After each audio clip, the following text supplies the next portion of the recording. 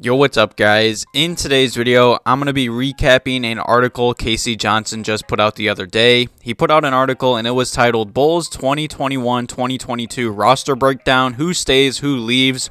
I'm going to break down that article in today's video, give my opinion on that and a bunch more. But before I jump into today's video, make sure you guys are subscribed to the channel. Also leave a quick like below today's video. It takes a second and it helps me out a lot. And some comments and questions below today's video about that article.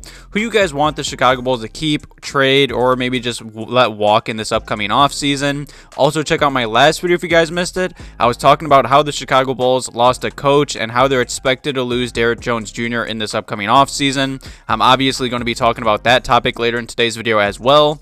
But either way, let's just jump right into today's video. Huge shout out to K.C. Johnson, the Bulls insider. He put out this great article. And before I jump into it right now, let me know below today's video what your guys' pretty much off-season plans are for the Chicago Bulls. To keep it short and simple, I think it's obvious the Bulls front office plans to keep this core intact unless I'd say a major opportunity does present itself, which I do not expect to happen. I'm going to be real.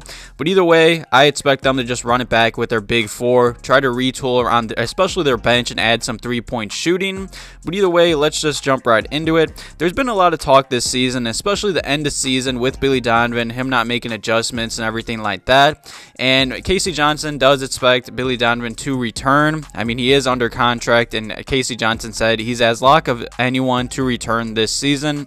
And I agree. I know a lot of people don't like Billy Donovan, but he still is one of the best coaches in the NBA.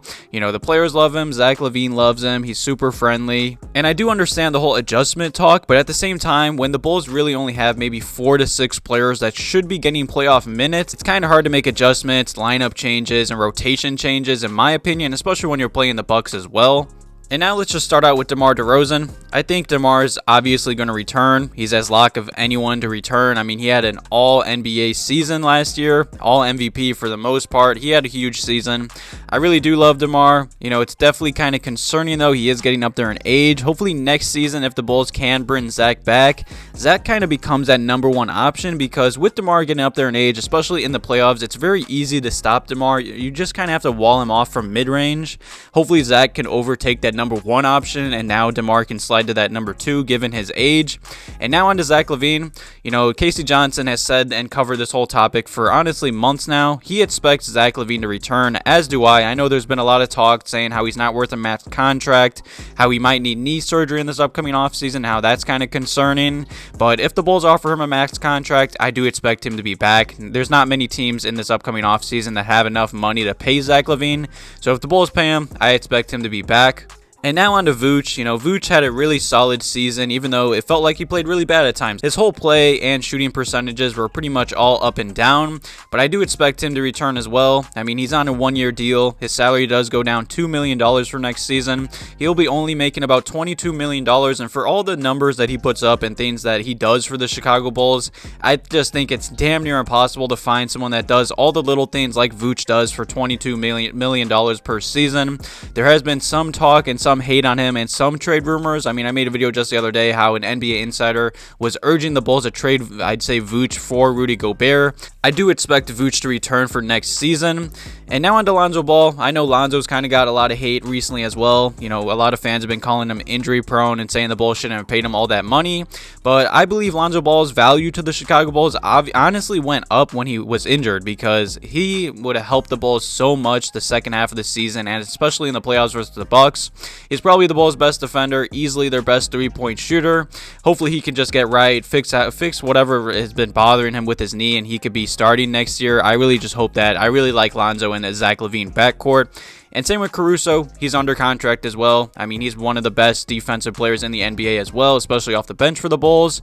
I expect him to be back. I don't really know what else to say. And now on to Patrick Williams. This is kind of iffy. Obviously, he pretty much did miss all this past season due to wrist surgery.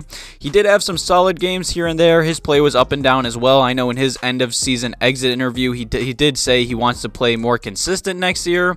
Hopefully, DeMar DeRozan does train with him and work out with him this offseason. There was some some trade rumors about Patrick Williams around the NBA trade deadline. Now, I do expect him to return as well. I just believe the sky is the limit for this kid, and I believe the potential for him is just too high for the Bulls to just trade him, especially for like a Jeremy Grant player, in my opinion.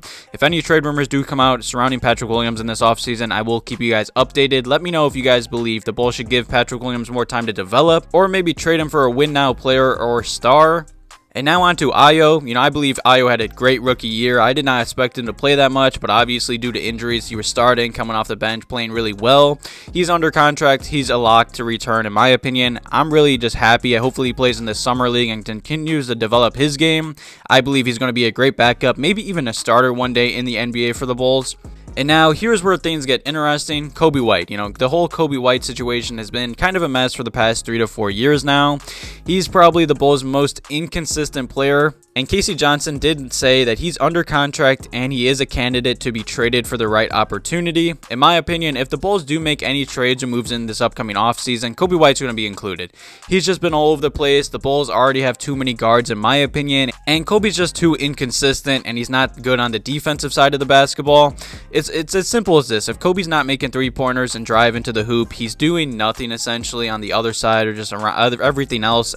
I expect the Bulls to trade Coby White. I'll probably make a future video talking about that topic. And now on to Javonte Green. He took advantage of an unexpectedly large role this season. He played pretty solid here and there, kind of inconsistent as well, but he is under contract and he's getting paid pretty cheap. I expect him back. And now on to Derrick Jones Jr. I really broke down this player in my last video. K.C. Johnson does expect he's unlikely to return. And I agree. The Bulls need to add some backup big man and better three-point shooting wings, in my opinion. Tristan Thompson, I really like the signing on the buyout market, but he just never fit with the Bulls. He never played that much. His minutes were up and down as well. The Bulls need to get a true backup center, in my opinion. And speaking of a true backup center, now comes Tony Bradley. He does have a player option. I'll definitely keep you guys updated on that whole situation, but it could go either way. K.C. Johnson does say, I really don't think it matters. I really like the Tony Bradley signing. I thought it was a steal, in my opinion. Pretty cheap for a backup big man that is pretty solid on the defensive end, but he really just didn't play that much, so that will be interesting. And now Troy Brown Jr., his season as well has been up and down, inconsistent. There were some times where Billy was giving him a lot of minutes or he wasn't playing a few games here and there.